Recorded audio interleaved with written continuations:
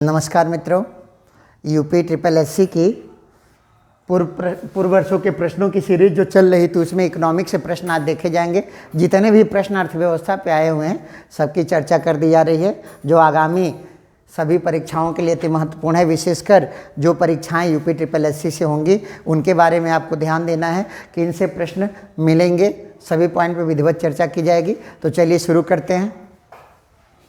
पहला प्रश्न है, भारत की 12वीं पंचवर्षीय योजना का मुख्य उद्देश्य क्या है? तो चार ऑप्शन दिए हुए हैं, तेज और सम्मिलित विकास, तेज शीघ्र और विश्वसनीय सम्मिलित विकास, तेज विश्वसनीय और अधिक सम्मिलित विकास, तेज सतत और अधिक सम्मिलित विकास। तो ऑप्शन नंबर डी सही होगा।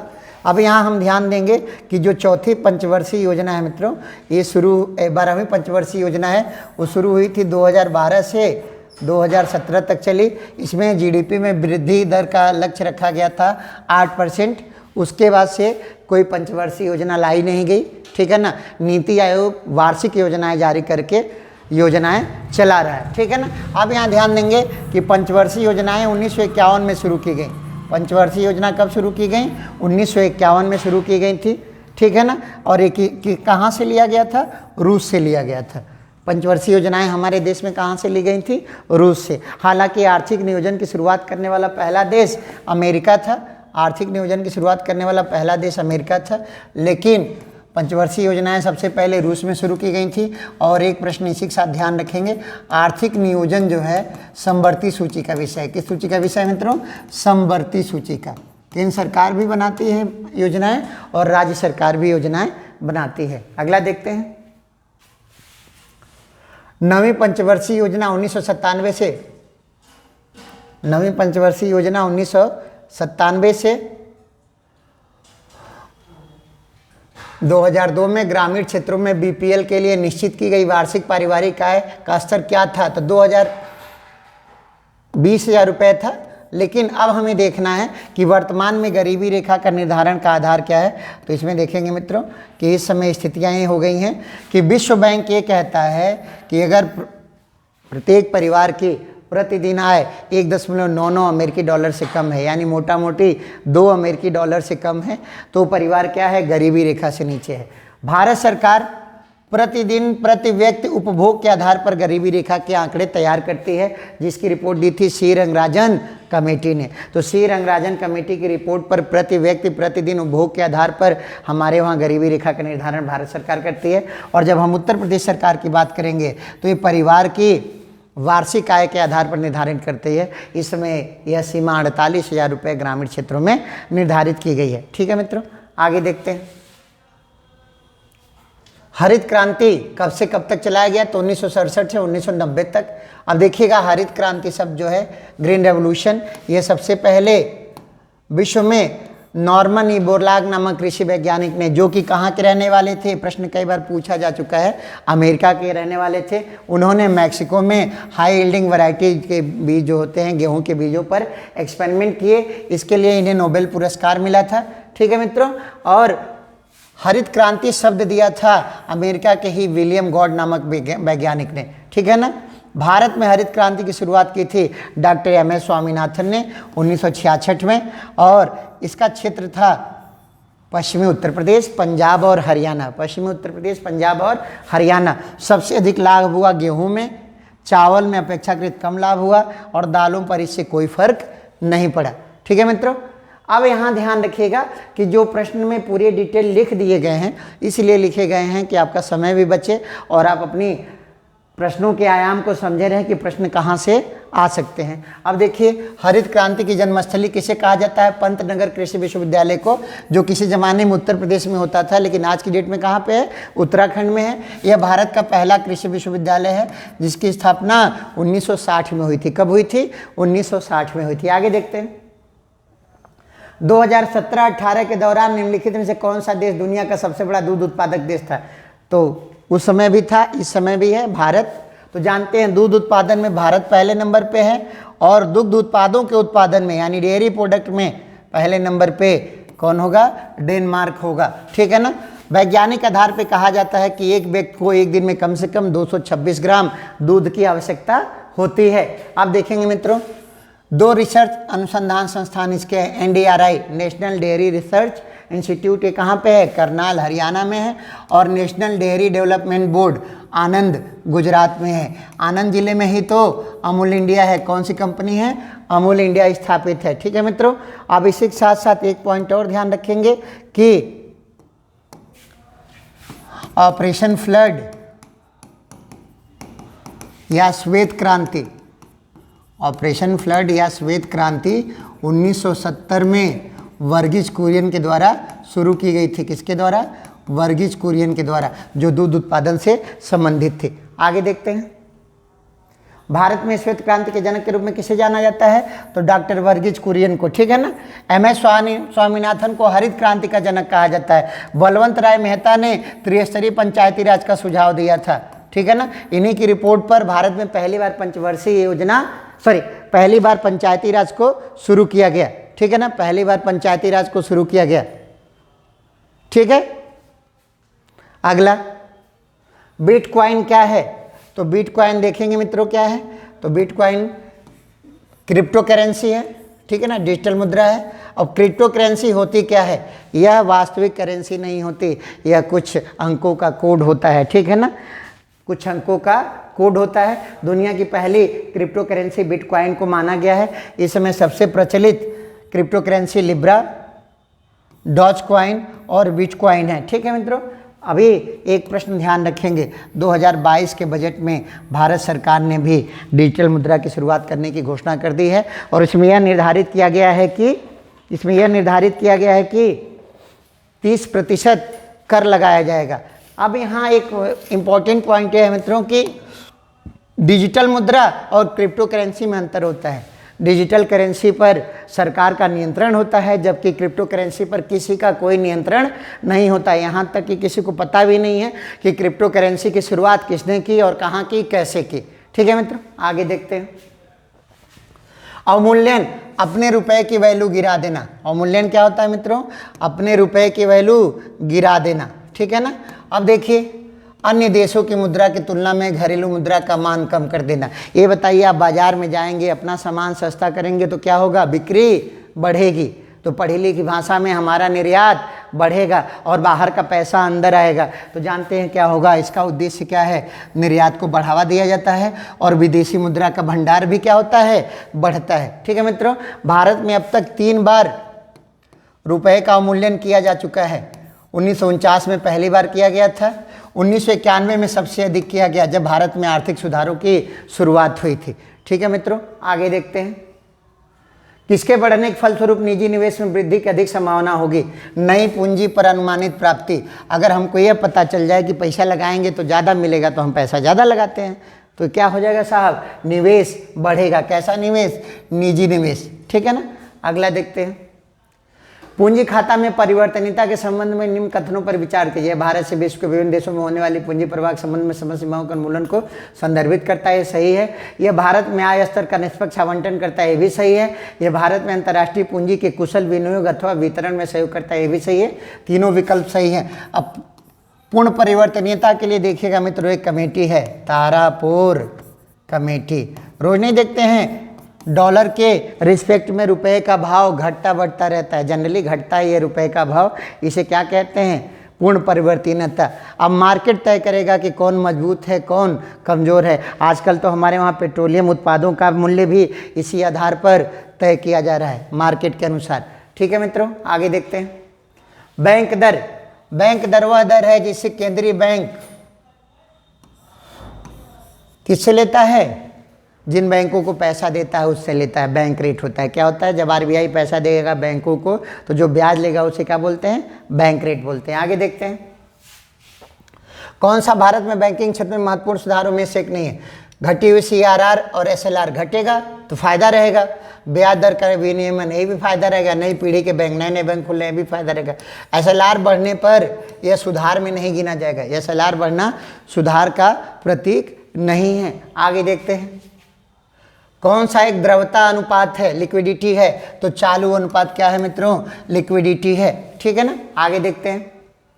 भारत में कृषि और संबंधित कार्यकलापों को निम्नलिखित किसके द्वारा सबसे अधिक उधार प्रदान किया जाता है। यानी सीधा सीधा ये कह रहा है कि कृषि क्षेत्र में सबसे अधिक उधार कौन देते हैं, तो वाणिज्यिक बैंक देते हैं। वाणिज्यिक बैंक में दोनों बैंक होते हैं, निजी वाले भी और सरकारी वाले भी, कॉमर्शियल बैंक। तो कॉमर्शियल बैंक देते हैं। केसीसी भी हमारे देश में बनती है, तो ध्यान रखेंगे मित्रों, केसीसी भी इसी तरह से बनती है। सबसे अधिक केसीसी कौन बनाता है, वाणिज्यिक बैंक बनाते हैं। और केसीसी की शुरुआत कब हुई थी, 1998 में। सहकारी बैंक जो हैं इनके पास बड़ा अमाउंट नहीं है, तो बड़े कर्जे नहीं दे सकते, बड़ी सहायता नहीं दे सकते, ये कोऑपरेटिव बैंक होते हैं। क्षेत्रीय ग्रामीण बैंक, ये भी छोटी बैंकिंग व्यवस्था है। अब तो ज़्यादातर ग्रामीण बैंक मर्ज कर दिए गए हैं। क्या कर दिए गए हैं, मर्ज कर दिए गए हैं। और माइक्रो फाइनेंस की संस्थाएं तो बैंक होती ही नहीं है, तो उनका तो चर्चा करना ही भेजा है। तो यहाँ सबसे अधिक कौन पैसा देगा, किसी भी क्षेत्र में कौन सबसे अधिक पैसा लगाएगा, तो वाणिज्यिक बैंक। अगला देखते हैं, किस वर्ष में भारत में बैंकों का राष्ट्रीयकरण किया गया। 1977, 1947, 65 और 69, तो सही उत्तर होगा 1969। अब यहाँ समझे रहेंगे कि पहली बार 1969 में 14 बैंकों का राष्ट्रीयकरण किया गया। 50 करोड़ से अधिक पूंजी वाले जो बैंक थे उनका राष्ट्रीयकरण कर दिया गया 1969 में। दूसरी बार 1980 में 6 बैंकों का राष्ट्रीयकरण किया गया। 200 करोड़ से अधिक पूंजी वाले बैंकों का राष्ट्रीयकरण किया गया। संयोग से दोनों समय प्रधानमंत्री कौन थी, तो श्रीमती इंदिरा गांधी प्रधानमंत्री थी। एक प्रश्न मित्रों हमेशा ध्यान रखेंगे, राष्ट्रीयकरण मतलब सरकारी बना देना, निजी को क्या बना देना, सरकारी। और निजीकरण मतलब क्या होता है, राष्ट्रीय सरकारी को क्या कर देना, निजी बदल देना। तो सरकारी और निजी का कॉन्सेप्ट क्या है, तो बहुत ही सरल कॉन्सेप्ट है सरकारी और निजी का। तो जानते हैं, सार्वजनिक अगर कह रहा है कोई या सरकारी कह रहा है, तो सार्वजनिक या सरकारी का मतलब 51% या उससे अधिक शेयर सरकार के पास हो। और निजी का क्या मतलब होता है, तो 51% या उससे अधिक किसी निजी आदमी के हाथ में। यही अंतर होता है, सीधा सीधा। आधे से अधिक अगर निजी व्यक्तियों के पास है तो निजी कंपनी है, आधे से अधिक अगर सरकारी व्यक्तियों के पास है तो सरकारी कंपनी है। चलिए मित्रों आगे देखते हैं, वाणिज्यिक बैंकों का दूसरा राष्ट्रीयकरण कितने बैंकों का हुआ, 6 बैंकों का, अभी लिखा हुआ है 1980 में। अगला देखते हैं मित्रों, किस बैंक ने सर्वप्रथम इंटरनेट बैंकिंग सेवाएं प्रस्तुत की थी, आईसीआईसीआई बैंक। ये 1994 में भारत का पहला निजी बैंक बना। भारत का पहला निजी बैंक कौन सा है, आईसीआईसीआई है। ठीक है मित्रों, और जो एचडीएफसी है ये आज की डेट में भारत का सबसे बड़ा निजी बैंक है। भारत का सबसे बड़ा निजी बैंक है, सबसे बड़ा निजी बैंक है। ठीक है साहब, यस बैंक भी निजी है, एसबीआई तो सरकारी बैंक है, सार्वजनिक क्षेत्र का बैंक है। अगला देखते हैं मित्रों, कौन सा बैंक सार्वजनिक क्षेत्र का बैंक नहीं यानी सरकारी नहीं है। इलाहाबाद है, यूको है, पंजाब है, लेकिन फेडरल बैंक नहीं है। फेडरल बैंक विदेशी बैंक है मित्रों। आगे देखते हैं, भारत में सार्वजनिक क्षेत्र के बैंकों में सबसे बड़ा बैंक तो state bank of India. State bank of India, इसकी पूरी कहानी समझ लेंगे। स्टेट बैंक की पूरी कहानी यह है कि 1806 में पहली बार कलकत्ता में प्रेसिडेंसी बैंक की स्थापना हुई। आगे चल कर के मुंबई और मद्रास में भी प्रेसिडेंसी बैंक बनाए गए। फिर आगे चल कर के तीनों प्रेसिडेंसी बैंकों को मिला करके 1921 में इंपीरियल बैंक बना दिया गया। क्या बनाया गया, इंपीरियल बैंक बनाया गया। और 1955 में इसी इंपीरियल बैंक का राष्ट्रीयकरण किया गया और इसे नाम दे दिया गया स्टेट बैंक ऑफ इंडिया। यह विश्व में सबसे अधिक शाखाओं वाला बैंक है, विश्व में सबसे अधिक कस्टमर वाला बैंक है। ठीक है ना, state bank of India. PNB जो दिया है वो है मित्रों, तो ध्यान रखेंगे 1894 में बना और भारत का सबसे पुराना बैंक है। ठीक है सर। अगला, the imperial bank of India का राष्ट्रीयकरण के पश्चात क्या नाम हो गया, अभी पिछले क्वेश्चन में डिस्कस हुआ है, भारतीय स्टेट बैंक। कब, 1955 में। भारत में बैंकों द्वारा कृषि में सूक्ष्म वित्त मतलब माइक्रो फाइनेंस प्रयास महिलाओं के एक छोटे समूह के गठन पर टिकी हुई है, उसे कहा जाता है स्वावलंबन दल। यह एक योजना टाइप में है। ठीक है मित्रों। अगला, कौन सा संगठन भारत में सभी जिलों के लिए ग्रामीण उधार योजनाएं तय करता है, तो ग्रामीण क्षेत्र के विकास के लिए सबसे बड़ा और उत्तरदायी बैंक कौन सा है, नाबार्ड है। कौन सा बैंक है, नाबार्ड है। ये 12 जुलाई 1982 को शिवरमन कमेटी की रिपोर्ट पर बनाया गया। इसका हेडक्वार्टर मुंबई में है। ठीक है मित्रों। और नाबार्ड में आरबीआई ने अपनी हिस्सेदारी बेच दी। इसमें सरकार का हिस्सा पूर्णतः सरकार का हिस्सा हो गया। 99% हिस्सा किसका है? सरकार का है। ध्यान रखेंगे, भारत सरकार का हिस्सा कितने परसेंट है? 99% है। लेकिन यह कृषि क्षेत्र में ऋण देने वाली सबसे बड़ी संस्था है। यह व्यक्तिगत बैंकिंग के लिए नहीं है। ठीक है मित्रों। इसका हेडक्वार्टर कहाँ है? मुंबई में है। अब देखिए इसी के साथ सिडबी स्मॉल IDBI, ऐसे याद रखिए, SIDBI मीन्स स्मॉल IDBI, छोटे उद्योगों के लिए ऋण देने के लिए व्यवस्था थी इसकी। यह 1990 में बनाया गया। इसका हेडक्वार्टर कहाँ है? लखनऊ। लेकिन अब छोटे उद्योगों के लिए भारत सरकार ने एक योजना बना दी, मुद्रा योजना। ठीक है मित्रों, मुद्रा योजना बना दी सरकार ने 2015 में, और इसमें 10 लाख तक लोन मिलता है। कितना लोन मिलेगा? 10 लाख तक लोन। किसानों को कि व्यापारियों को? तो ध्यान रखेंगे व्यापारियों को। कैसे व्यापारियों को? बड़े कि छोटे? तो छोटे व्यापारियों को। ठीक है ना। किसानों को यह लोन नहीं मिलता है। मुद्रा लोन किसे मिलेगा? छोटे व्यापारियों को मिलेगा। आगे देखते हैं। नाबार्ड का पूरा नाम national bank for agricultural and rural development. ठीक है सर। अगला, नाबार्ड की स्थापना 1982। आयात निर्यात बैंक कब बना था? 1982 में। आयात निर्यात बैंक, इसको अंग्रेजी में एक्जिम बैंक कहते हैं, एक्सपोर्ट इंपोर्ट बैंक। कब बना? 1982 में। चलिए सर आगे देखते हैं।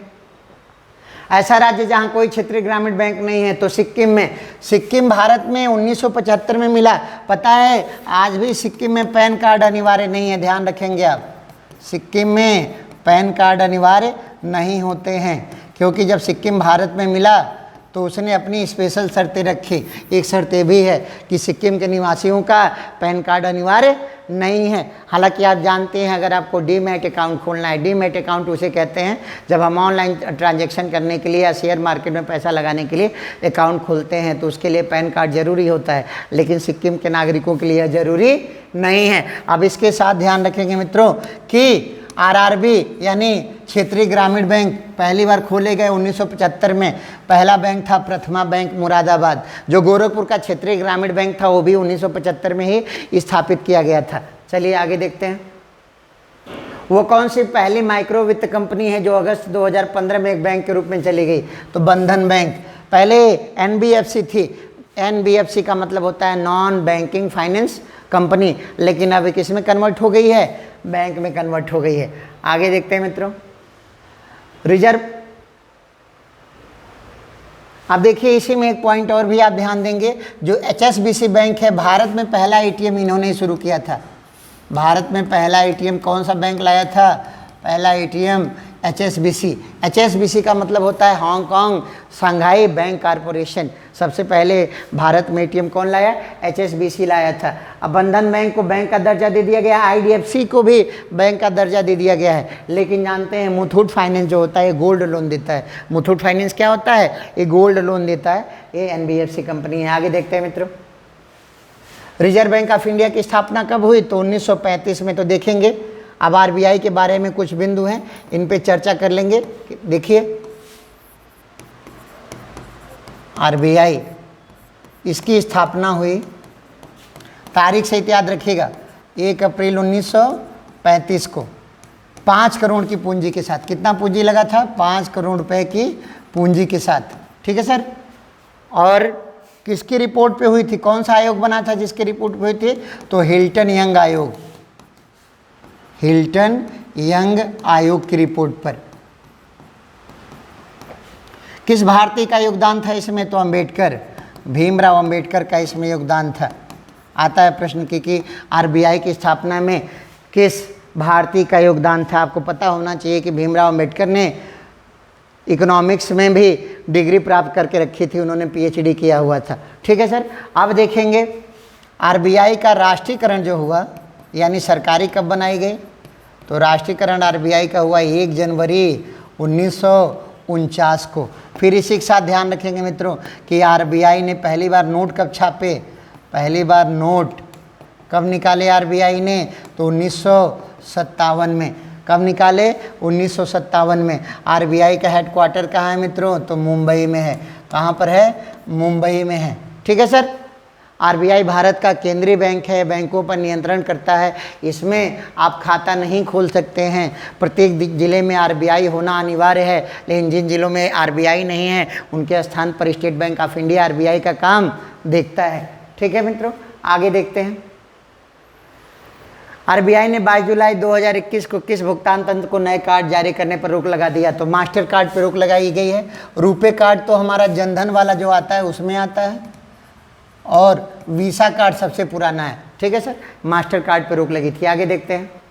यदि आरबीआई नगद कोषानुपात को घटा दे तो साख सृजन पर क्या होगा?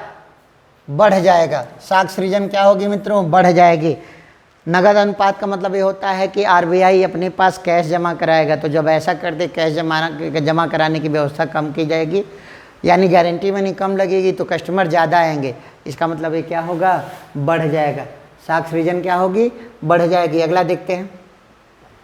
भारत में बैंकिंग लोकपाल के बारे में। Banking Lokpal reserve bank of India द्वारा नियुक्त एक वरिष्ठ अधिकारी है जो ग्राहकों की शिकायतों का समाधान करता है। यही सही जवाब है। और मजे की बात ध्यान रखिएगा, भारत में सबसे पहले लोकपाल इसी क्षेत्र में लाया गया।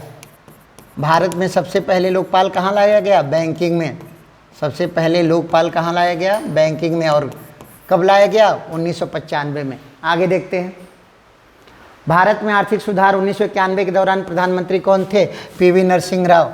यहीं से निजीकरण की शुरुआत मानी जाती है। पीवी नरसिंह राव प्रधानमंत्री थे और वित्त मंत्री थे मनमोहन सिंह। कौन वित्त मंत्री था? मनमोहन सिंह।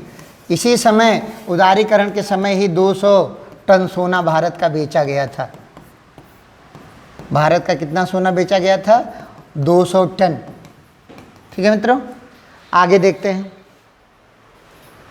1991 की नई उदार आर्थिक नीति के परिचय के साथ भारतीय अर्थव्यवस्था ने इसके अलावा किन समस्याओं से निपटान किया? तो किसको छोड़ करके? औद्योगिकरण छोड़ करके वैश्वीकरण किया, निजीकरण किया, उदारीकरण किया।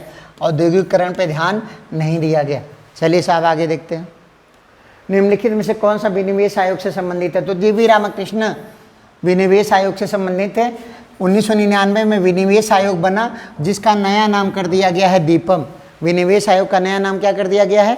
दीपम कर दिया गया है। अब देखिए मित्रों, टीएन मालेगाम समिति किससे संबंधित है? तो माइक्रो फाइनेंस या सूक्ष्म वित्त से संबंधित है। माइक्रो फाइनेंस या सूक्ष्म वित्त से संबंधित है। और आबिद हुसैन समिति हथकरघा विकास से या हैंडलूम से संबंधित है। ठीक है, आगे देखते हैं। केंद्र सरकार की आय का सबसे बड़ा हिस्सा इनमें सीमा शुल्क, बिक्री कर, आयकर और उत्पाद शुल्क, तो सबसे अधिक इनमें आता है उत्पाद शुल्क से। लेकिन ध्यान रखिएगा, केंद्र सरकार की आय के सबसे बड़े स्रोत कौन कौन से हैं? कौन से कर सबसे अधिक आय देते हैं? करों के मामले में पूछा जा रहा है। तो भारत में सबसे अधिक आय हो रही है जीएसटी कर से, उसके बाद से कारपोरेट टैक्स से, जिसको हिंदी में हम निगम कर कहते हैं, और उसके बाद से एक्साइज ड्यूटी से, जिसे हम उत्पाद शुल्क कहते हैं। तो पहले जीएसटी, फिर निगम कर, फिर उत्पाद शुल्क। ठीक है ना? तो क्या हो जाएगा? जीएसटी, निगम कर और उत्पाद शुल्क। अगला, गैर योजना व्यय का सबसे बड़ा महत्वपूर्ण आइटम क्या है? तो बताइए। ब्याज भुगतान गैर योजनागत व्यय है। मजबूरी में हमको ब्याज देना पड़ता है, और भारत सरकार के 1 रुपये में से अधिकांश हिस्सा किसमें खर्च होता है? ब्याज देने में। और 1 रुपये में अधिकांश आता कैसे है? तो ऋण लेने में। ठीक है ना? चलिए साहब आगे देखते हैं। विश्व में 2016-17 में रक्षा बजट पर भारत का विभिन्न देशों की तुलना में कौन सा स्थान था? उस समय चौथा था। वर्तमान में देखिएगा मित्रों, वर्तमान आपको ध्यान देना है। वर्तमान में रक्षा खर्च में स्थिति क्या है भारत की? तो नंबर 1 पे यूएसए, नंबर 2 पे चाइना, नंबर 3 पे इंडिया। हम कितने नंबर पे हैं? तीसरे स्थान पे हैं रक्षा खर्च में। ठीक है ना? क्योंकि हमारे पड़ोसी चीन और नेपाल, चीन और पाकिस्तान जैसे देश हैं, तो हमारा रक्षा खर्च अपने आप बढ़ जाना है। अब यहाँ देखिए, विश्व भर में हथियारों का आंकड़ा एक संगठन देता है जिसे सिपरी कहा जाता है। क्या कहा जाता है मित्रों? सिपरी कहा जाता है। सिपरी विश्व भर में हथियारों के आंकड़े देता है। ये स्टॉकहोम में स्थित है। कहाँ पर स्थित है? स्टॉकहोम, स्वीडन में स्थित है। इसके अनुसार हथियारों का सबसे बड़ा निर्यातक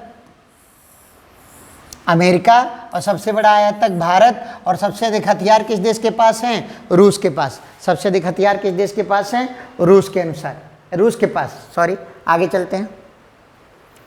थोक मूल्य सूचकांक के मुख्य घटक, तो देखिए प्राथमिक वस्तुएं, ईंधन और बिजली, सेवाएं थोक मूल्य सूचकांक में शामिल नहीं की जाती हैं, विनिर्मित उत्पाद। तो पहला, दूसरा और चौथा। यहाँ कुछ पॉइंट हैं जो आपको याद रखने हैं। ये पॉइंट क्या है मित्रों, तो ध्यान रखेंगे। ये पॉइंट क्या है, WPI की शुरुआत भारत में 1942 में की गई थी। वर्तमान में इसका आधार वर्ष जो है वो 2011 और 12 को रखा गया है। और यह कौन जारी करता है WPI, तो वाणिज्य मंत्रालय। थोक मूल्य सूचकांक कौन जारी करता है, वाणिज्य मंत्रालय जारी करता है। आगे देखते हैं मित्रों, भारत में निम्न से क्या अप्रत्यक्ष कर की श्रेणी में है जो डायरेक्ट नहीं देते, सेवा कर 1994 में शुरू किया गया था, ठीक है ना, मनमोहन सिंह के द्वारा। अब तो क्या है, सेवा कर का स्थान किसने ले लिया है, GST ने ले लिया है। चलिए सर, भारत में आयकर को कहा जाता है प्रत्यक्ष और प्रगामी कहा जाता है, ऑप्शन नंबर बी। अगला देखते हैं कौन, अब यहाँ ध्यान रखेंगे, भारत में आय की शुरुआत जेम्स विल्सन ने की थी मित्रों। किसने की थी, जेम्स विल्सन ने। इसी ने तो भारत का पहला बजट भी पेश किया। 1860 में भारत का पहला बजट किसने पेश किया था, जेम्स विल्सन ने, ठीक है ना। इसी को भारत में आयकर का जनक भी माना जाता है। अगला देखते हैं, निम्नलिखित में से कौन राजस्व व्यय का उदाहरण है, फैक्ट्री सेट का निर्माण, जमीन की खरीद, एक नई मशीन की स्थापना। तो जानते हैं क्या होता है, एक प्रिंटर की मरम्मत, रिपेयरिंग राजस्व व्यय में आता है। चलिए आगे देखते हैं, केंद्र सरकार के विकास व्यय में शामिल नहीं है। रक्षा व्यय जो है ना, वो सुरक्षा के लिए, विकास से इसका कोई लेना देना नहीं है, लेकिन जब सुरक्षा होगी तो अभी तो विकास होगा। आगे देखते हैं मित्रों, वह स्थिति जब एक अर्थव्यवस्था में पैसे की आपूर्ति वस्तुओं की आपूर्ति से अधिक हो जाती है, यानी कम पैसा में ज़्यादा सामान, सॉरी ज़्यादा पैसा में ज़्यादा कम सामान, ज़्यादा पैसे में कम सामान, कम सामान, ये क्या हो जाएगा मित्रों, मुद्रास्फीति। क्या हो जाएगा, मुद्रास्फीति। इसका उल्टा होता है मुद्रा अस्फीति, कम पैसे में ज़्यादा सामान। अभी दो देश, जिम्बाब्वे और वेनेजुएला, जिम्बाब्वे में तो 1 करोड़ रुपए तक का नोट चलाया गया, वेनेजुएला में 10 लाख रुपए तक के नोट चलाए गए। पेट्रो करेंसी जारी करनी पड़ी मुद्रास्फीति बढ़ने के कारण। यानी क्या होगा, सब्जी लाने जाएंगे तो ज़्यादा पैसा लेके जाना पड़ेगा, ठीक है ना, ये क्या है, मुद्रास्फीति है। और कम पैसा लेके जाएंगे पिछले साल की तुलना में तो क्या हो जाएगा, मुद्रा अस्फीति हो जाएगा। चलिए मित्रों, सकल घरेलू बचत में सबसे प्रमुख योगदान, तो घरेलू बचत की बात कर रहा है, तो जानते हैं परिवार। घरेलू जब बचत में कौन आएगा, परिवार का सबसे बड़ा योगदान होगा। अगला, कृषि में नवाचार और उद्यमिता को बढ़ावा देने की भारत सरकार स्टार्टअप और उन्हें इस कृषि क्षेत्र में स्टार्टअप जो शुरू किए जा रहे हैं उन्हें नाम दिया गया है एग्री उड़ान। क्या नाम दिया, एग्री उड़ान। अगला देखते हैं, विज्ञान भवन नई दिल्ली में प्रधानमंत्री द्वारा औपचारिक रूप से शुरू किया गया मेक इन इंडिया कब शुरू किया गया था मित्रों, 25 सितंबर 2014 को। इसका निशान क्या है, शेर है। क्या है, इसका प्रतीक क्या है मेक इन इंडिया का, तो शेर है। ध्यान रखेंगे, इसका प्रतीक क्या है, तो डिजिटल शेर है, ठीक है ना। क्या है, इसका प्रतीक कौन सा है, शेर है। आगे देखते हैं, मेक इन इंडिया कार्यक्रम में कितने क्षेत्रों पर संकेंद्रित है, तो 25 क्षेत्रों पर संकेंद्रित है मेक इन इंडिया कार्यक्रम। आगे, वर्तमान में वस्तु एवं सेवा कर जिसे GST कहते हैं, तो GST का सबसे ऊंचा स्लैब कितना है, 28%। देखेंगे मित्रों, GST के 5 स्लैब हैं, 0%, 5%, 12%, 18% और 28%। तो 0, 5, 12, 18 और 28, 0, 5, 12, 18 और 28, 5 टैक्स स्लैब है GST के। कह रहे हैं GST को कितने घटकों में बांटा गया है, तो जानते हैं 2 GST लगता है, केंद्र सरकार वाला सेंट्रल GST, राज्य सरकार वाला स्टेट GST, CGST और SGST। आगे देखते हैं मित्रों, GST भारत में किस तारीख से लागू है, तो 1 जुलाई 2017 से। अब यहाँ कुछ पॉइंट है हमको ध्यान देने हैं कि GST में क्या है मित्रों, कि GST को संवैधानिक दर्जा दिया गया 101वां संविधान संशोधन 2016 द्वारा। सबसे पहले किस देश ने लगाया था, फ्रांस ने। हमारे देश में किस कमेटी ने सबसे पहले सुझाव दिया था, केलकर कमेटी ने। केलकर कमेटी ने सुझाव दिया कि भारत में GST लगना चाहिए, ठीक है ना। और GST के कितने टैक्स स्लैब हैं, तो 5 टैक्स स्लैब हैं। कितने हैं मित्रों, 5 टैक्स स्लैब हैं, ठीक है। ये प्रत्यक्ष कर है कि अप्रत्यक्ष कर है? तो अप्रत्यक्ष कर है। जीएसटी कैसा कर है सर? अप्रत्यक्ष कर है। कैसा है? इनडायरेक्ट टैक्स है, ठीक है। आगे देखते हैं 2019-20 के केंद्रीय बजट में मनरेगा में कितनी धनराशि? तो 2019-20 को छोड़ते हैं, अब सीधे 22-23 के बजट में ध्यान रखिएगा 73,000 करोड़ रुपए। इसका कितना आवंटन किया गया है? 73,000 करोड़ रुपए का इस वर्ष के बजट में। अगला है प्रधानमंत्री महिला सशक्ति योजना के अंतर्गत महिला शक्ति केंद्र, ठीक है ना, किस अवधि के लिए लागू किया गया है? 2017-18 के लिए। अगला देखते हैं एकीकृत कम लागत योजना के लिए केंद्र सरकार द्वारा कितने प्रतिशत सब्सिडी प्रदान की जाती है? 75%। 15% केंद्र सरकार देखती है और संबंधित व्यक्ति 10% देखता है, ठीक है ना सर। तो ये कब शुरू हुआ था? 1980-81 में। केंद्र सरकार कितना सब्सिडी देती है? 75%। अगला है इनमें से किस प्रकार की अर्थव्यवस्था में संसाधनों पर निजी अधिकार? निजी अधिकार है तो कौन सी अर्थव्यवस्था होगी मित्रों? पूंजीवादी। जैसे अमेरिका में कैसी अर्थव्यवस्था है? पूंजीवादी। लेकिन भारत में है क्या पूंजीवादी अर्थव्यवस्था?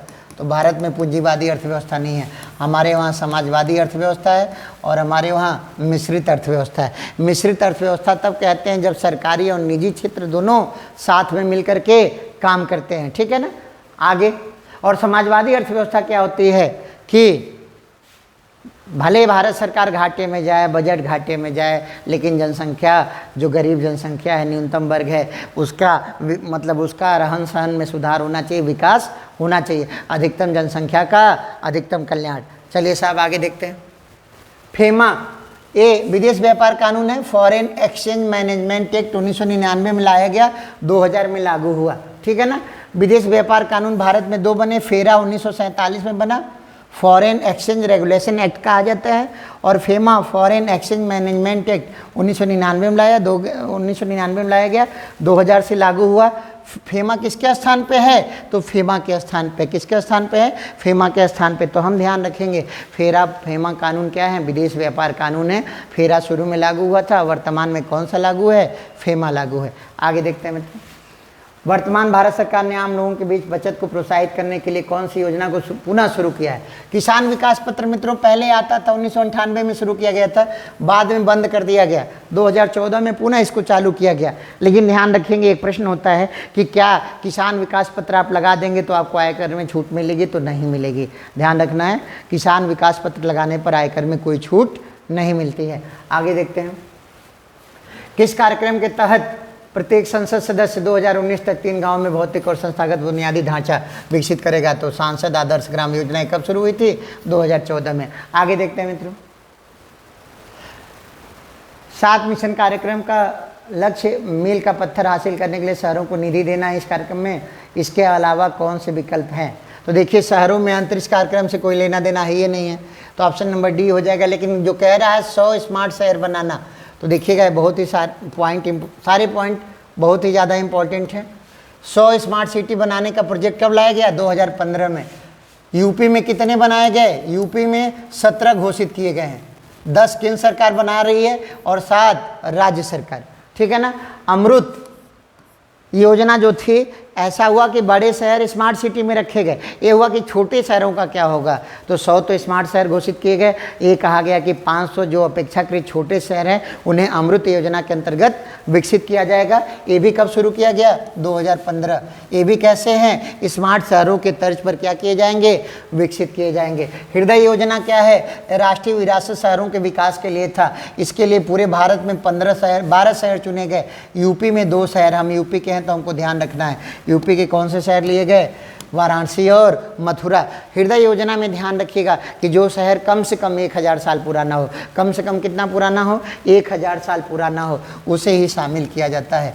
1000 साल से अधिक पुराने शहर, ठीक है सर, अधिक पुराने शहर इसमें शामिल किए जाते हैं, ठीक है ना। तो यूपी में 2 शहर हैं, वाराणसी मथुरा, और भारत में 12 शहर हैं। यस से हृदय और एच से हेरिटेज, याद रखिएगा, ठीक है ना।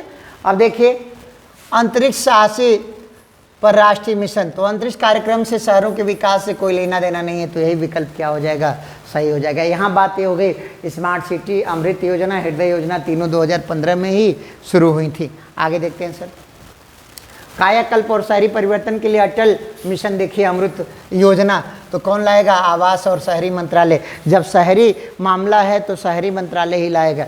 ठीक है मित्रों। अब यहाँ एक चीज़ ध्यान रखेंगे, जिनके पास घर नहीं था उनके लिए एक योजना लाई गई, पीएम आवास योजना। शहरों में लाया गया पीएम आवास योजना शहरी 2015 और ग्रामीण लाया गया पीएम आवास योजना ग्रामीण 2016। आगे देखते हैं मित्रों। स्टार्टअप इंडिया योजना उन संस्थाओं पर लागू होती है जिनके पिछले वर्षों का वार्षिक कारोबार 25 करोड़ से अधिक नहीं होता। स्टार्टअप इंडिया ध्यान रखेंगे कब शुरू किया गया? 2015 में घोषणा हुई और शुरू किया गया 2016 से। अब देखिए स्टार्टअप में एक नया टर्म आया हुआ है मित्रों, टर्म आया है यूनिकॉर्न कंपनी। तो जानते हैं ऐसी स्टार्टअप कंपनी जिसका रेवेन्यू $1 अरब से अधिक हो जाता है, उन्हें क्या कहते हैं? यूनिकॉर्न स्टेटस देते हैं। क्या देते हैं? यूनिकॉर्न स्टेटस देते हैं। अगला है मित्रों, कृषि विपणन की आधारभूत संरचना EMI कब से प्रभावित है? तो 2014 से प्रभावित है। आगे देखते हैं। सरकार द्वारा ई रकम नामक एक नया प्लेटफॉर्म किस उद्देश्य के लिए शुरू किया गया? ई रकम, तो कृषि उत्पादों को बेचने के लिए। किसके लिए? कृषि उत्पादों को बेचने के लिए। अगला, मृदा स्वास्थ्य card, soil health card. Bharat में किसानों की मिट्टी के कितने मानदंडों की जानकारी मिलेगी इसमें? मृदा स्वास्थ्य कार्ड में तो 12 मानदंडों की। कितने मानदंडों की? 12 मानदंडों की। ये कार्यक्रम कब शुरू किया गया मृदा स्वास्थ्य कार्ड? तो 2015 में मोदी जी की सरकार के द्वारा। अगला है, किसानों को लाभ पहुंचाने के लिए प्रधानमंत्री फसल बीमा योजना शुरू की गई थी। कौन सी बीमा योजना? फसल बीमा योजना। ये कब शुरू की गई? 2016 में। ठीक है सर। प्रधानमंत्री फसल बीमा योजना के अंतर्गत, ठीक है ना, कितने प्रतिशत फसल क्षेत्र संरक्षित करना है लक्ष्य रखा गया है? तो 50% का। कितने प्रतिशत का? 50% का। इसमें ध्यान रखेंगे मित्रों, फसल बीमा में लाभ तभी मिलता है जब कम से कम 1/3 फसल नष्ट हो जाए। ध्यान रखेंगे कितना कम से कम फसल नष्ट होनी चाहिए? 1/3 फसल नष्ट हो जाती है तब आपको किसी प्रकार की बीमा राशि प्राप्त होती है। आगे देखते हैं। प्रधानमंत्री कृषि सिंचाई योजना में भारत सरकार द्वारा कितनी राशि का निवेश किया गया है? तो 50,000 करोड़ रुपए का। ये योजना कब से शुरू की गई? 2015 में की। पीएम किसान सिंचाई योजना कब से? 2015 से। आगे देखते हैं मित्रों, किसान क्रेडिट कार्ड कब से शुरू किया गया? 1998-99 से। ठीक है ना। केसीसी कब से शुरू किया गया? 1998-99 से। और सर्वाधिक केसीसी कौन जारी करता है मित्रों? तो वाणिज्यिक बैंक, चाहे वो निजी हो चाहे सरकारी हो, दोनों को मिला करके कहा जाता है। कौन जारी करता है? वाणिज्यिक बैंक, क्योंकि पैसा इन्हीं के पास होता है। पैसा किसके पास होता है? कॉमर्शियल बैंकों के पास ही होता है। अगला देखते हैं। सामान्यतः किसान क्रेडिट कार्ड में से किसके द्वारा जारी नहीं होता? नाबार्ड में व्यक्तिगत कोई लेन देन नहीं हो सकती। सीधा ध्यान रखना है, नाबार्ड में किसी प्रकार की व्यक्तिगत लेन देन नहीं होती, जैसे RBI में नहीं होती। अगला देखते हैं मित्रों। मध्याह्न भोजन कार्यक्रम, मिड डे मील में खाने की जांच पड़ताल कैसी होनी चाहिए? तो दैनिक आधार पे होनी चाहिए। तो देखिए मित्रों, MDM शुरू हुआ था 1995 में तमिलनाडु में। कक्षा 1 से 8 तक के बच्चों को, यानी 6 से 14 साल तक के बच्चों को MDM दिया जाता है। पूरे भारत में MDM चालू किया गया 2014 में। अभी भारत सरकार ने इसका नाम बदल दिया गया है। नया नाम क्या रखा है भारत सरकार ने इसका? PM पोषण योजना। MDM का नया नाम क्या है? PM पोषण योजना। अभी देखिए, तमिलनाडु पहला राज्य बना है 2022 में जो खाने के साथ साथ क्या देगा? MDM में नाश्ता भी देगा। खाने के साथ नाश्ता भी कौन देगा? तमिलनाडु। और यही सबसे पहले शुरू किया क्या? MDM। ठीक है सर। और अभी मोदी जी सर ने एक किचन का शुरुआत किया वाराणसी में, अक्षय पात्र, जहां 1 लाख से अधिक लोगों का खाना एक साथ बनेगा। किसके लिए? MDM में वितरण करने के लिए। अक्षय पात्र योजना MDM के लिए कहाँ शुरू की गई? वाराणसी में। अगला देखते हैं। मौजूदा समय में महिलाओं और बच्चों के कल्याण के लिए लागू किए गए कार्यक्रमों को व्यवस्थित करने के उद्देश्य से जननी सुरक्षा योजना। तो जननी सुरक्षा योजना 2005 में शुरू की गई थी। 11 अप्रैल को कस्तूरबा गांधी जी का हैप्पी बर्थडे होता है। उसी के उपलक्ष्य में 12 अप्रैल 2005 से जननी सुरक्षा योजना लागू की गई थी। मित्रों, इसके साथ साथ ध्यान रखेंगे, इसी तारीख को 12 अप्रैल 2005 से ही हमारे वहाँ राष्ट्रीय ग्रामीण स्वास्थ्य मिशन NRHM, राष्ट्रीय ग्रामीण स्वास्थ्य मिशन कब शुरू किया गया? 2005 में। और इसी के साथ एक स्वास्थ्य कार्यकर्त्री का पद सृजित किया गया, जिसे हम क्या कहते हैं? आशा। NRHM घोटालों के लिए बड़ा कुख्यात रहा। ठीक है ना सर, आगे देखते हैं। कर्मचारी राज्य बीमा अधिनियम 1948 द्वारा प्रदान किए जाने वाले लाभों में निम्नलिखित में कौन सा प्रावधान नहीं है? देखिए, कर्मचारी को विकलांगता लाभ मिलता है, मातृत्व लाभ मिलता है, अंतिम संस्कार लाभ मिलता है, लेकिन पुनर्वास का कोई लाभ नहीं है। पुनर्वास का कोई लाभ नहीं है। मातृत्व लाभ में तो अभी हुआ है, 2 बच्चों तक क्या हो जाएगा, 2 बच्चों तक महिलाओं को 26 सप्ताह की छुट्टी मिलेगी। 26 सप्ताह का अवकाश क्या मिलेगा? 26 सप्ताह का अवकाश। अगर दूसरे के बाद भी मन है तो क्या होगा? दूसरे के बाद है तो 12 सप्ताह का अवकाश मिलेगा। ठीक है ना, आगे देखते हैं मित्रों। झुग्गी बस्ती मुक्त भारत बनाने के लिए सरकार कौन सी योजना शुरू की थी? राजीव आवास योजना शुरू किया था गया था 2011 में, राजीव गांधी आवास योजना। अंबेडकर विशेष रोजगार योजना के अंतर्गत सामान्य श्रेणी लाभार्थियों के लिए उपलब्ध इकाई लागत प्रतिशतता एवं अधिकतम आर्थिक सहायता की सब्सिडी क्या है? 25%। कितनी है? 25% है। ठीक है मित्रों, इसमें आपको 30,000 रुपया मिलता है, 25% आपको जमा नहीं करना पड़ता है। आगे देखते हैं। अंबेडकर विशेष रोजगार योजना के अंतर्गत परियोजना की लागत कितनी है? कम से कम कितनी लागत होनी चाहिए परियोजना की? 50,000 रुपये। अगला देखते हैं मित्रों।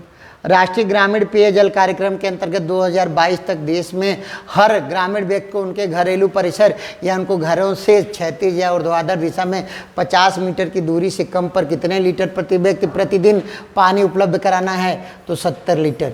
यानी सीधा सीधा सवाल है, एक आदमी के लिए एक दिन में कितना पानी सरकार देने के मूड में है? तो 70 लीटर। मिनिमम कितना? 70 लीटर। SGSY तो स्वर्ण जयंती ग्राम स्वरोजगार योजना 1999। अब देखिए, योजनाओं के नाम बदलते रहते हैं, सब योजनाएं वही हैं, पैंट बुशर्ट वही है, आदमी वही है, सॉरी आदमी वही है, खाली पैंट बुशर्ट क्या होता रहता है? बदलता रहता है। इसी स्वर्ण जयंती ग्राम स्वरोजगार योजना को 2011 में राष्ट्रीय ग्रामीण आजीविका मिशन नाम दे दिया गया। राष्ट्रीय ग्रामीण आजीविका मिशन नाम दिया गया 2011 में, और 2015 में से नाम दे दिया गया दीनदयाल उपाध्याय अंत्योदय योजना आजीविका मिशन। ठीक है ना, अगला देखते हैं।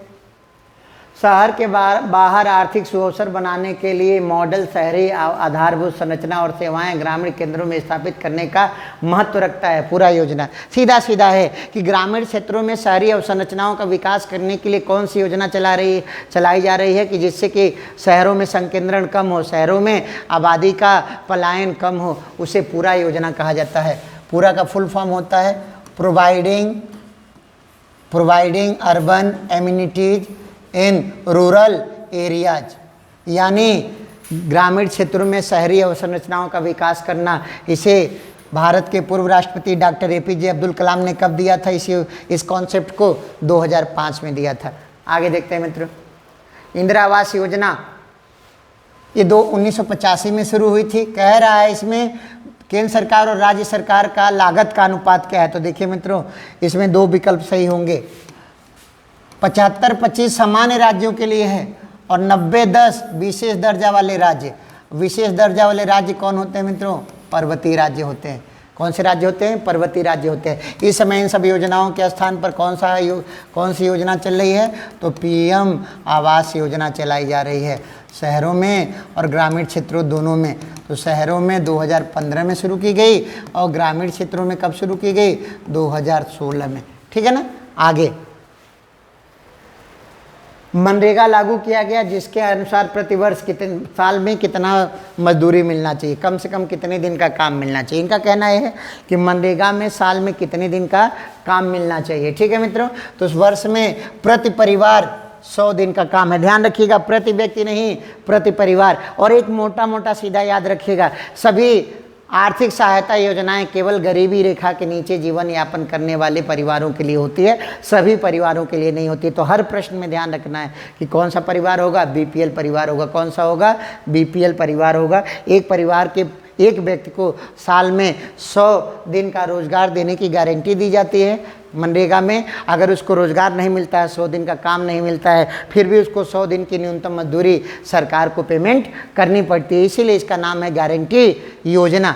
अब देखिए, लेकिन अगर कहीं सूखा पड़ जाए, कहीं पे सूखा पड़ गया, या आदिवासी क्षेत्र है तो वहाँ पे सरकार का प्रस्ताव है कि इसे 150 दिन कर दिया जाए। कितना दिन कर दिया जाए? 150 दिन कर दिया जाए। अब देखेंगे नरेगा शुरू हुआ था 2 फरवरी 2006 को। कब शुरू हुआ था? अधिनियम 2005 से, लेकिन लागू कब हुआ? 2 फरवरी 2006 को। वर्तमान स्थिति इसकी क्या है मित्रों? तो ये पूरे भारत में लागू है, वर्तमान में पूरे भारत में लागू है। और नरेगा का नामकरण महात्मा गांधी के नाम पर मनरेगा कर दिया गया 2 अक्टूबर 2009 को। ठीक है, आगे देखते हैं। कौन सी राज्य सरकार ने मुख्यमंत्री दलित सशक्तिकरण योजना लागू किया है? तो तेलंगाना। किसने शुरू किया है? तेलंगाना ने। आगे देखते हैं। Bamboo oasis on land in drought, तो सूखाग्रस्त क्षेत्र कहाँ ज़्यादा मिलेंगे? ड्रॉट मतलब क्या होता है? जहाँ पानी की कमी हो। तो कहाँ मिलेंगे? राजस्थान में। तो बम्बू के लिए बोल्ड योजना किसने शुरू की है? राजस्थान ने। किस वर्ष से? 2021 से। आगे देखते हैं। विशेष कृषि क्षेत्र स्थापित करने वाला पहला भारतीय राज्य उत्तराखंड। समस्या ये है कि यहाँ पे कृषि योग्य भूमि क्या है? कम है, इसीलिए इन्होंने ऐसा कॉन्सेप्ट बनाया है कि विशेष कृषि क्षेत्र विकसित किए जाएं। अगला है, भारत की जनसंख्या का कितना प्रतिशत रोजगार के लिए कृषि क्षेत्र पर निर्भर है? तो 45 से 50% लोग कृषि क्षेत्र पे रोजगार के लिए निर्भर हैं। ध्यान दीजिएगा, रोजगार के लिए। लेकिन अगर कहे कि कितने लोग डायरेक्टली इनडायरेक्टली कृषि क्षेत्र से जुड़े हुए हैं, तो आज भी भारत का लगभग 65% समाज किससे जुड़ा हुआ है? कृषि क्षेत्र से, चाहे डायरेक्ट या इनडायरेक्ट वे से। अब देखिए, यहाँ ध्यान रखिएगा, जीडीपी में कृषि की क्या स्थिति है मित्रों? तो ध्यान रखेंगे, जीडीपी में कृषि की स्थिति यह है कि पहली पंचवर्षीय योजना में कृषि क्षेत्र का योगदान 55% से ज़्यादा था। 12वीं में घटते घटते कितना आ गया? 14%। फिर भारत सरकार ने प्रयास किए और प्रयासों का परिणाम हुआ कि इस समय जीडीपी में कृषि क्षेत्र का योगदान क्या है? 20% हो गया है। कारण आप जानते हैं, भारत सरकार ने किसानों की आय दुगुना करने का लक्ष्य किस वर्ष के लिए निर्धारित किया था? दुगुना करने का लक्ष्य निर्धारित किया था। किस वर्ष के लिए? 2022 के लिए। ठीक है ना। इसमें वृद्धि की बात चल रही है कि इसे बढ़ाकर 2024 किया जाए। ठीक है ना। लेकिन 2022 तक किसानों की आय दोगुना करने का लक्ष्य रखा गया था, जिसका परिणाम आपके सामने मिल रहा है कि कृषि क्षेत्र का जीडीपी में योगदान बढ़ रहा है। ऐसा नहीं है कि कोई क्रांतिकारी परिवर्तन हुआ, सीधा ये है कि अब किसानों की आय भी किस में हो रही है? खाते में हो रही है। अगर आप धान गेहूँ बेचते हैं तो खाते में पैसा आता है, तो क्या है? आपकी आय भी सरकार के पास जुड़ रही है। इस प्रकार से जीडीपी में कृषि का योगदान बढ़ता हुआ दिखाई दे रहा है। चलिए साहब आगे देखते हैं। राष्ट्रीय कृषि बाजार का क्या है? तो कृषि उपज के लिए राष्ट्रीय ई व्यापार मंच, ई नैम जिसको कहते हैं, क्या बोलते हैं? ई नैम बोलते हैं। इसको क्या बोलते हैं मित्रों?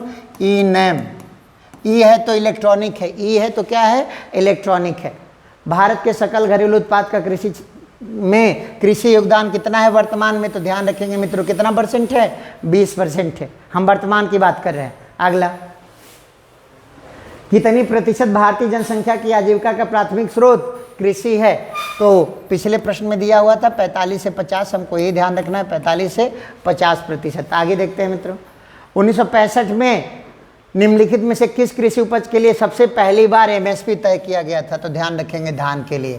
उस समय कृषि लागत आयोग बना था 1985 में, वही आगे चल कर के कृषि लागत एवं मूल्य आयोग हो गया। कब? 1985 में। वर्तमान में कितने फसलों का एमएसपी है? 23 फसलों का। बुआई से पहले की बुआई के बाद? तो बुआई से पहले। सीएसीपी कब गठित हुआ? 1985 में ही जारी करता है कृषि लागत एवं मूल्य आयोग। कितने फसलों का? 23 फसलों का। सभी फसलों में केंद्र सरकार का मुख्य योगदान होता है, लेकिन गन्ने में राज्य सरकार सुझाव देती है। गन्ने का एमएसपी निर्धारित करने में सुझाव किसका होता है? तो राज्य सरकार का होता है। ध्यान रखेंगे, फलों और सब्जियों का एमएसपी नहीं तय किया जाता है। आगे देखते हैं।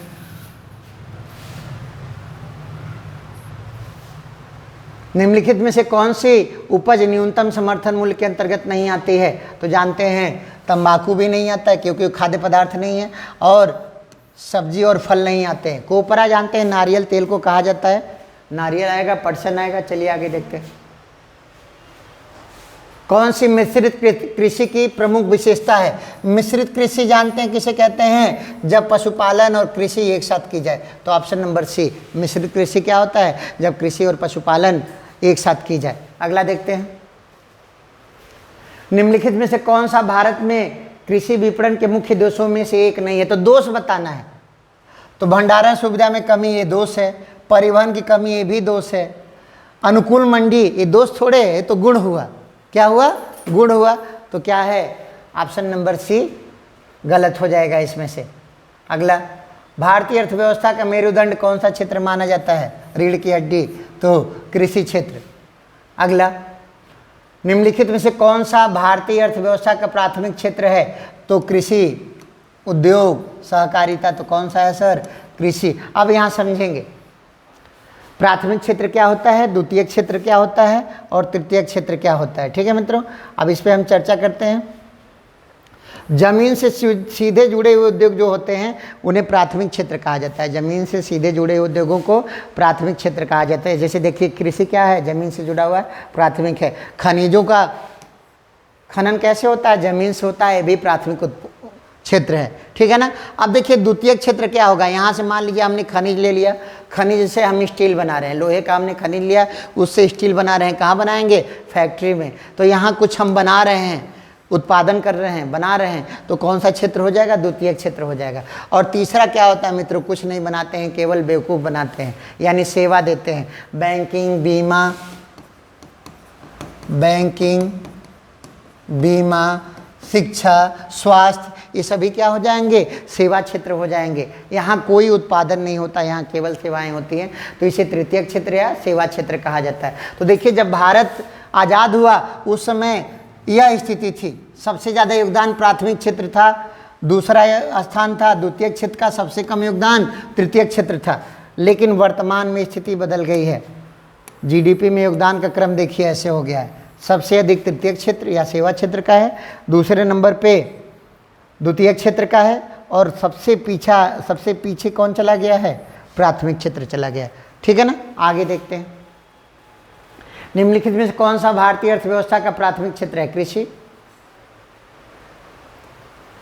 कराधान कानून संशोधन अधिनियम 2017 ने स्वच्छ ऊर्जा उपकर को प्रतिस्थापित कर दिया है। तो जानते हैं क्या है? जितने भी प्रकार के इनडायरेक्ट कर लगाए जा रहे थे, अधिकांश करों को किसने रिप्लेस कर दिया है? चाहे वो सेवा कर हो और चाहे कराधान कानून से संबंधित कोई कर हो, किसने हटा दिया सबको? जीएसटी सभी करों का बाप है। चलिए साहब आगे देखते हैं। संयुक्त राज्य अमेरिका दुनिया का सबसे बड़ा जीडीपी वाला देश है। दूसरे स्थान पे कौन सा? चीन। तो यहाँ देखिएगा मित्रों, यहाँ रैंकिंग वर्तमान की लिखी गई है। जीडीपी में रैंकिंग आज की डेट की बात हो रही है, तो नंबर 1 पे है अमेरिका, नंबर 2 पे चीन, नंबर 3 पे जापान, नंबर 4 पे जर्मनी, नंबर 5 पे भारत। तो हम कितने नंबर पे हैं जीडीपी में? 5वें नंबर पे हैं। लेकिन अगर क्रय शक्ति की बात करें, ठीक है ना, परचेजिंग पावर की बात करें, तो नंबर 1 पे चाइना है, नंबर 2 पे यूएसए, और हम कितने नंबर पे हैं? तीसरे नंबर पे। लंबे समय से हम तीसरे नंबर पे बने हुए हैं। तो जीडीपी में भारत 5वें नंबर पे और क्रय शक्ति में तीसरे नंबर पे वर्तमान में है। अगला देखते हैं मित्रों, मूल लेखांकन समीकरण का सूत्र होता है संपत्ति बराबर देयता है प्लस शेयरधारकों का हिस्सा। ठीक है ना। अगला देखते हैं, इक्विटी शेयर कैपिटल से निश्चित ब्याज वहन निधि के अनुपात को क्या कहते हैं? पूंजी लाभ अनुपात। जैसन लगेगा वैसन पैबा। Option number B. 2017 से 18 के दौरान भारत में तीसरा सबसे बड़ा प्रत्यक्ष विदेशी निवेश यानी एफडीआई सबसे अधिक किस देश में हुआ? तीसरे नंबर पे। तो उस समय का आंकड़ा हमारे लिए काम का नहीं है, अब हमें वर्तमान में देखना है। वर्तमान में हमारे देश में सर्वाधिक एफडीआई करता है सिंगापुर, दूसरा नंबर है यूएसए का, और तीसरा नंबर है मॉरिशस का। तीसरा नंबर मॉरिशस का। तो भारत में सर्वाधिक FDI Singapore, number 2 USA, number 3 Mauritius. हाँ, यहाँ ध्यान रखेंगे, राज्य अगर पूछे कि भारत में कौन सा राज्य सर्वाधिक एफडीआई प्राप्त करता है, तो हम लगाएंगे गुजरात। मोदी जी की देन है, क्योंकि जब से मुख्यमंत्री रहे इन्होंने वाइब्रेंट गुजरात नामक कार्यक्रम चलाया, उससे एफडीआई इनके राज्य में बढ़ा। तो वर्तमान में सबसे अधिक एफडीआई प्राप्त करने वाला राज्य कौन सा हो जाएगा? गुजरात हो जाएगा। अब देखिए कि इसी के साथ साथ याद रखते हैं कि भारत में जीडीपी की स्थिति क्या है मित्रों। तो जीडीपी की स्थिति के बारे में ध्यान रखेंगे कि भारत में अगर राज्यों का क्रम देखा जाए जीडीपी में, तो नंबर 1 महाराष्ट्र है, नंबर 2 तमिलनाडु है, और नंबर 3 हम हैं। नंबर 3 कौन है? यूपी है। महाराष्ट्र, तमिलनाडु और यूपी। आगे देखते हैं मित्रों, 14वें वित्त आयोग के अध्यक्ष YB रेड्डी थे। वर्तमान में 15वें वित्त आयोग की रिपोर्ट लागू है, NK सिंह इसके अध्यक्ष थे। इसकी रिपोर्ट 2020 से 2025 तक के लिए लागू है। यहाँ हमको ध्यान देना है कि पहला वित्त आयोग 1951 में बना था, केसी नियोगी इसके अध्यक्ष थे। वित्त आयोग का जो कार्यकाल होता है मित्रों, ध्यान रखेंगे, कभी कभी आसान प्रश्न भी आ जाते हैं, 5 वर्ष का होता है। और वित्त आयोग में जो सदस्य होते हैं ना, वो भी कितने होते हैं? 5 होते हैं, अध्यक्ष सहित। कितने होते हैं? 5 होते हैं, अध्यक्ष सहित। अब देखिए वित्त आयोग के लिए संवैधानिक प्रावधान क्या है? इसका गठन हुआ है अनुच्छेद 280 से। वित्त आयोग का गठन अनुच्छेद 280 से, और केंद्र सरकार और राज्य सरकारों के बीच धन का वितरण अनुच्छेद 281 से। तो गठन है 280 और धन का वितरण है 281। आगे देखते हैं मित्रों, भारत में पहली आर्थिक गणना कब की गई? तो 1977 में। अब तक 7 बार हो चुकी है, 7वीं 2019 में शुरू की गई थी। हालांकि अंग्रेजों के समय में भी एक बार आर्थिक गणना हुई थी, ब्रिटिश काल में भी हमारे वहाँ एक बार आर्थिक गणना हुई थी 1931 में। आगे देखते हैं, किसानों को लाभ पहुँचाने हेतु कृषि उपज के सहकारी विपणन को बढ़ावा देने के लिए किसको स्थापित किया गया? नेफेड। सीधा सीधा कह रहा है कि किसानों का सामान बेचने वाली संस्था कौन सी है? नेफेड है। यहाँ देखिए हम बना दिए हैं बॉक्स में। आदिवासियों के सामानों का विपणन करने के लिए ट्राइफेड बनाया गया 1987, ट्राइफेड 1987, और किसानों की वस्तुओं का विपणन करने के लिए, मार्केटिंग करने के लिए नेफेड 1958। तो नेफेड 1958 किसान और ट्राइफेड 1987 आदिवासी। अगला देखते हैं सर, भारत में कई केंद्रीय सरकारी संगठन हैं जो कृषि विपणन में शामिल हैं, इनमें से कौन सा नहीं है? तो देखिए कृषि निगम इससे संबंधित नहीं है। आगे देखते हैं सर, क्या भारत सरकार ने किसानों को कब भारत सरकार ने किसानों को यूरिया सब्सिडी बढ़ाकर 2020 तक कर दी? तो 2018 से बढ़ा के कब तक किया गया? 2020 तक किया गया। प्राथमिक क्षेत्र में श्रमिक 1 वर्ष में ज़्यादातर समय बेरोजगार रहते हैं, ठीक है ना। श्रमिकों की बेरोजगारी जो होती है प्राथमिक क्षेत्र में, उसको अंतर्निहित बेरोजगारी कहते हैं। क्या कहते हैं? अंतर्निहित बेरोजगारी कहते हैं। चलिए साहब, कौन सा महात्मा गांधी का आर्थिक विचार नहीं है? गैर हिंसक अर्थव्यवस्था होगा, विकेंद्रीकरण, कुटीर उद्योग होगा, मशीनरी के समर्थक नहीं थे महात्मा गांधी। तो विकल्प नंबर सी गलत हो जाएगा। महात्मा गांधी मशीनरी के समर्थक नहीं थे। कलकत्ता में भारतीय सांख्यिकी संस्थान की स्थापना PC महालनोबिस ने की थी 1931 में। और मज़े की बात है, ध्यान रखेंगे, इन्हीं का जन्मदिन जो होता है PC महालनोबिस का 29 जून, यही हमारे देश में राष्ट्रीय सांख्यिकी दिवस के रूप में मनाया जाता है। भारत की जो दूसरी पंचवर्षीय योजना लागू की गई थी, दूसरी पंचवर्षीय योजना PC महालनोबिस मॉडल पे आधारित थी। ठीक है मित्रों, अब देखिए दादा भाई नौरोजी तो धन बहिर्गमन सिद्धांत से आधारित थे। VKRB राव ने भारत की राष्ट्रीय आय का पहली बार वैज्ञानिक विधि से आकलन किया था। आगे देखते हैं, कौन सा दुनिया का सबसे बड़ा ट्रैक्टर बाजार है? भारत है। हालांकि ट्रैक्टर निर्माण में पहला स्थान अमेरिका का होता है, लेकिन ट्रैक्टर बाजार सबसे अधिक भारत का है। अगला, अपेडा होता है कृषि एवं प्रसंस्कृत खाद्य उत्पाद निर्यात विकास प्राधिकरण। ये निर्यात वाला लाइन याद रखेंगे। अपेडा जो संगठन है वो कृषि उत्पादों के निर्यात को बढ़ावा देने के लिए बनाया गया। और ये कब बनाया गया? 1985 में। कब बनाया गया मित्रों? 1985 में। आगे देखते हैं, भारत में सिक्कों की ढलाई का अधिकार किसके पास है? भारत सरकार के पास है। अब यहाँ ध्यान देंगे, भारत में टकसालें कहाँ कहाँ पे हैं? पहली टकसाल अलीपुर कलकत्ता में है। भारत की पहली टकसाल कहाँ खुली? कलकत्ता में। दूसरी मुंबई, तीसरी हैदराबाद। हैदराबाद में दो टकसालें हैं। यूपी में एक टकसाल खोली गई है, कहाँ? नोएडा में, 1989 में। तो इन जगहों पे भारत में टकसालें स्थित हैं, ध्यान रखेंगे, कलकत्ता, मुंबई, हैदराबाद और नोएडा में। अगला, इनमें से कौन सा बैंक उसकी टैगलाइन के बीच असंगत मिलान है? ठीक है ना। भारतीय स्टेट बैंक का होता है बैंकर टू एवरी इंडियन, सही है। पंजाब नेशनल बैंक का होता है the name you can bank open. क्या होता है?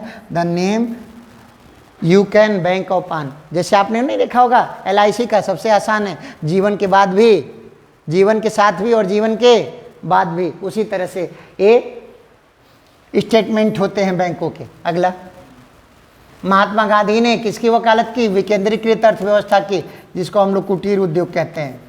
क्या कहते हैं मित्रों? कुटीर उद्योगों की वकालत किए थे। अगला, भारत सरकार द्वारा निर्यात की जाने वाली शीर्ष 5 वस्तुओं में से कौन से 2 कृषि उत्पाद हैं? तो चावल और चीनी हमारा निर्यात है। चावल का निर्यात करते हैं, उत्तर प्रदेश भी करता है, भारत सरकार तो करती है। अगला, खुशहाली सूचकांक, सकल घरेलू प्रसन्नता यानी खुशहाली सूचकांक, नेशनल हैप्पीनेस इंडेक्स की अवधारणा भूटान के राजा ने 1972 में दी थी। किसने दी थी? भूटान के राजा ने 1972 में दी थी। ठीक है ना सर। अब यहाँ ध्यान रखेंगे कि जो मानव विकास सूचकांक निकाला जाता है HDI, यह अवधारणा 1990 में पाकिस्तान के अर्थशास्त्री महबूब उल हक ने दी थी। महबूबुल हक ने दी। इनके सहयोग में थे अमर्त्य सेन और सिंगर हेंस, ये दोनों लोग इनके सहयोग में थे। और 1990 से ही मानव विकास सूचकांक जारी किया जाता है। कौन जारी करता है? UNDP, united nation development programme दुनिया भर में मानव विकास सूचकांक जारी करती है। इसी में हम ध्यान रखेंगे। अभी इसके आंकड़े आए हैं। हमारी रैंकिंग क्या है? हमारी रैंकिंग हो गई है 132। पिछले साल 131 थी, 2022 में कितनी हो गई है? 132। अब देखिएगा HDI जो है मानव विकास सूचकांक के 3 मानकों पे होता है। जीवन प्रत्याशा, प्रति व्यक्ति आय, जीवन प्रत्याशा, प्रति व्यक्ति आय और साक्षरता, 3 मानकों पे मानव विकास सूचकांक ज्ञात किया जाता है। ठीक है। अब देखेंगे भारत में कौन जारी करता है? तो नीति आयोग। भारत में मानव विकास सूचकांक के आंकड़े कौन देता है मित्रों? नीति आयोग।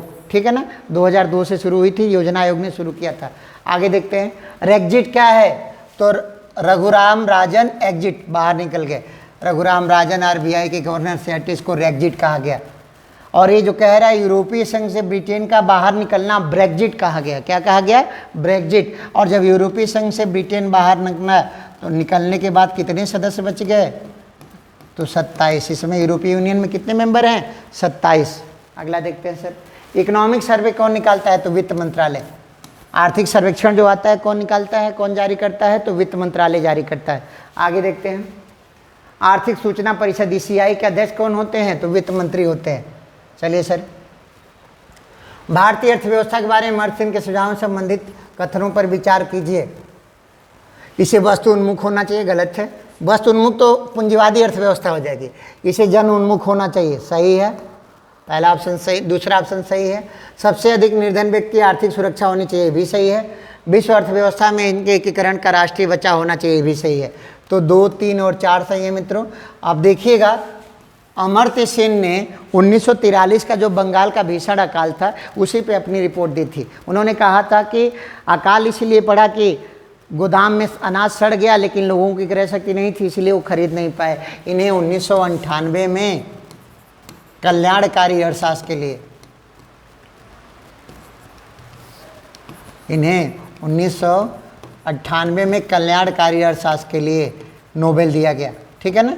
इसी के साथ साथ ध्यान रखेंगे दूसरे भारतीय जिन्हें अर्थशास्त्र का नोबेल मिला, तो 2019 में अभिजीत बनर्जी को मिला। किसको मिला?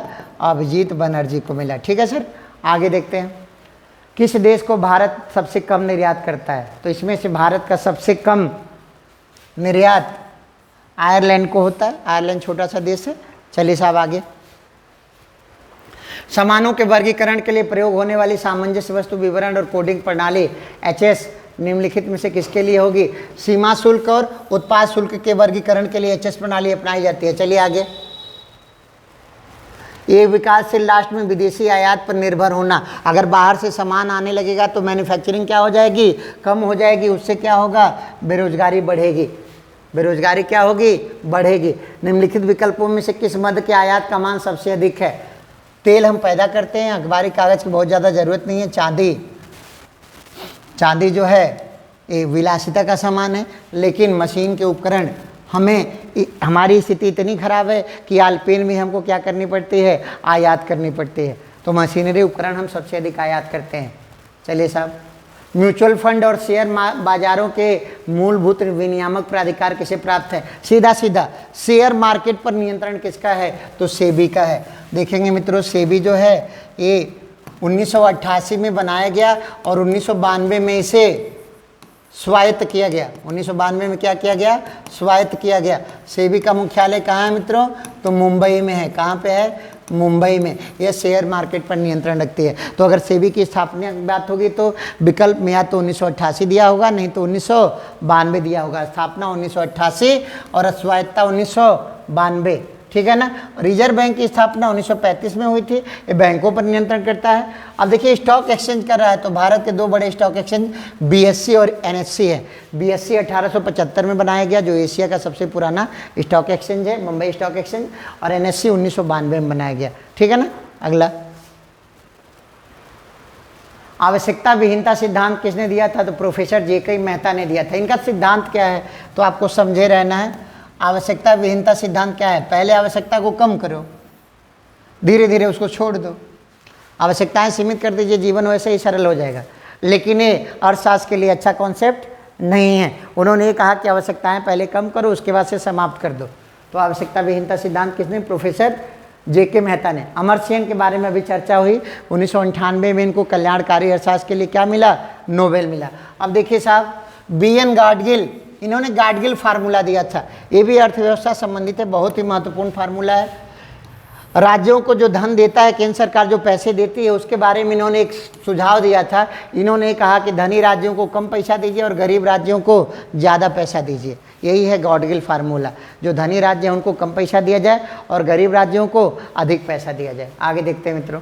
पूर्ति अपनी मांग का सृजन स्वयं करती है, एक किसका कथन है? जेबी से का है। किसका है? जेबी से का है। आगे देखते हैं। अंतर्राष्ट्रीय गमन या माइग्रेशन क्या है? तो देशों के बीच लोगों का संचलन। अब देखिए यहाँ दो टर्म लिखे गए हैं, दोनों पे डिस्कशन कर लेते हैं। इमिग्रेशन, तो इसको हिंदी में कहते हैं आप्रवास, और एमिग्रेशन इसको कहते हैं उत्प्रवास। जब अपना मूल स्थान छोड़ेंगे, मूल स्थान छोड़ना, तो इसे कहा जाएगा उत्प्रवास, यानी उजड़ जाए। और आप्रवास क्या होगा? कहीं से आना, कहीं से आना, ठीक है ना। तो इमिग्रेशन से आई से याद रखिएगा इंपोर्ट, आना, और ई से रखिएगा एक्सपोर्ट, जाना, ठीक है ना। तो आप्रवासन आना होता है और उत्प्रवासन जाना होता है। दोनों किसके पार्ट हैं? माइग्रेशन के पार्ट हैं। अगला देखते हैं मित्रों। खाता एक सामान्य बही खाता होता है जो लोगों के खातों के अलावा उनकी परिसंपत्ति और देवताओं से संबंधित होता है। तो ये वास्तविक खाता होता है। कैसा खाता होता है? वास्तविक खाता होता है। जब आप व्यावसायिक रूप से किसी से मिलते हैं तो निम्न से कौन सी चीज़ आपके परिचय में शामिल नहीं होनी चाहिए? अगर आप किसी से प्रोफेशनली मिलते हैं तो आपकी भूमिका या शीर्षक सही है, आपका व्यवसाय व्यापार उद्योग सही है, आपके व्यवसाय का संक्षिप्त विवरण सही है, पसंद नापसंद का कोई स्थान नहीं है। आपको पसंद है तो भी देखना है, नहीं है तो भी देखना है। चलिए साहब आगे देखते हैं। भारत में निम्नलिखित में से किस उद्योग में सार्वजनिक क्षेत्र में सबसे अधिक पूंजी निवेश हुआ है? तो लौह इस्पात उद्योग में। किस में हुआ है? लौह इस्पात उद्योग में, ठीक है ना। अगला, 2021-22 के दूसरे क्वार्टर में सुकन्या समृद्धि योजना में ब्याज दर क्या है? तो 7.6% है। अब यहाँ ध्यान देंगे कि 2015 में भारत सरकार ने एक योजना चलाई, बेटी बचाओ बेटी पढ़ाओ। उसी योजना के अंतर्गत इन्होंने 2015 में ही सुकन्या समृद्धि योजना चलाई थी। कौन सी योजना? सुकन्या समृद्धि योजना चलाई थी, जिसमें यह था कि 10 वर्ष तक की कन्याओं का डाकघर में बचत खाता खुलेगा। 10 वर्ष तक की कन्याओं का डाकघर में बचत खाता खुलेगा। इसमें वर्तमान में ब्याज दर क्या है? 7.6% है, ठीक है मित्रों। अब आगे कुछ गणनाएं हमारे देश में कब शुरू हुई हैं, इनके बारे में हमें ध्यान रखना है, ठीक है ना। तो हमारे वहाँ जनगणना शुरू हुई 1872 में। किसने शुरू किया मित्रों? मेयो ने। 10 की जनगणना 1881 में शुरू किया। किसने? तो रिपन ने। किसने शुरू किया? रिपन ने। अब आर्थिक गणना 1977, पशु गणना 1919-20, ठीक है। कृषि गणना